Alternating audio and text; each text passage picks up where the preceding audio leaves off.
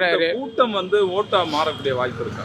ஓட்டா மாறணுன்றதுனால தான் நான் இத்தனை இதுல வச்சிருக்காப்பல பொதுமக்கள் அவரை ஏத்துக்குனாங்க. இது 1000 பேர் சொல்லி அவங்க ஏத்துக்கலனாலும் இதுதான் உண்மை.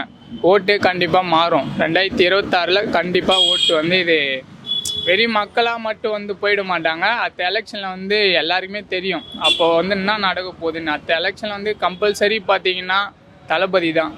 100க்கு 80% அவர் தான் வருவாப்புல.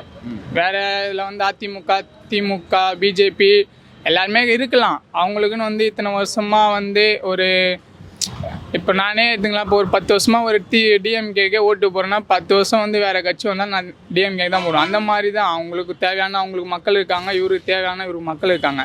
யார் நல்லது பண்ணுறாங்க பொதுமக்கள், அவங்களுக்கு தான் முக்கியம்.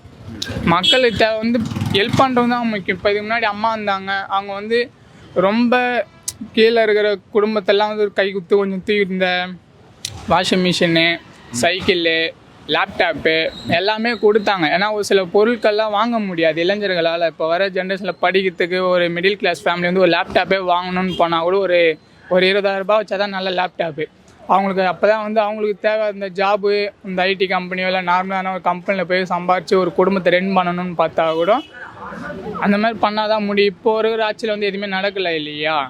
எடப்பாடி அவரும் அண்ணனையும் சும்மா சொல்ல முடியும். அவரும் ஒரு சில விஷயங்கள்லாம் நல்லது தான் பண்ணின்னு இருக்காப்புல. டிஎம்கேலாம் பண்ணுறாங்க. பட் ஆனால் அடுத்த ஜென்ரேஷன் உருவாகணும்னா இது மட்டுமே இல்லையா. அடுத்த ஸ்டெப்பு போகணும். எவ்வளோ பேர் வேலை இல்லாமல் இருக்கிறாங்க, எவ்வளோ பேர் வேலை இல்லாமல் சுற்றுறாங்க, எவ்வளோ பேர் கஷ்டப்பட்டும் வேலை கிடைக்க மாட்டேது, படித்த படிப்புக்கும் வேலை கிடைக்கல. அடுத்த எலெக்ஷனுக்கு கண்டிப்பாக அண்ணன் வந்தாருன்னா ஜெயிச்சாருங்கன்னா கண்டிப்பாக இல்லாத பொதுமக்களுக்கு கண்டிப்பாக நல்லது பண்ணுவார்.